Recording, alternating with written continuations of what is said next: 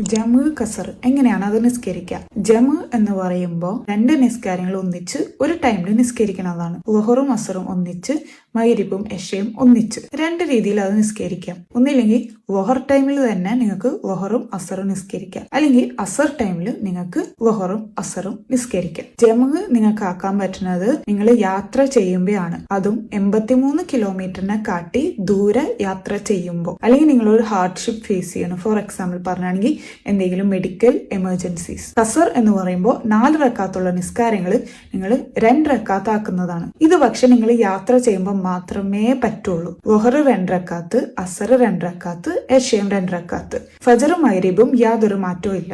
ജമ്മു കസർ എങ്ങനെയാണ് നിസ്കരിക്കുക? For example പറഞ്ഞാണെങ്കിൽ നിങ്ങൾ ളുഹറും അസറും ളുഹർ ടൈമിൽ നിസ്കരിക്കണം. അപ്പൊ നിങ്ങൾ ആദ്യം നെയ്യത്ത് വെക്കും, 2 റക്കാത്ത് ളുഹർ നിസ്കരിക്കും, സലാം വീട്ടിയതിനു ശേഷം അപ്പൊ തന്നെ എണീറ്റ് അസർ 2 റക്കാത്ത് നിസ്കരിക്കും. ഇതുപോലെ തന്നെയാണ് ളുഹറും അസറും നിങ്ങൾ അസർ ടൈമിൽ നിസ്കരിക്കുവാണെങ്കിലും. അതുപോലെ തന്നെയാണ് മഗ്രിബും എഷയും. മഗ്രിബ് പക്ഷെ 3 റക്കാത്ത് തന്നെ ഉണ്ട്, സലാം വീട്ടിയതിനു ശേഷം എഷ 2 റക്കാത്ത് നിസ്കരിക്കുന്നു.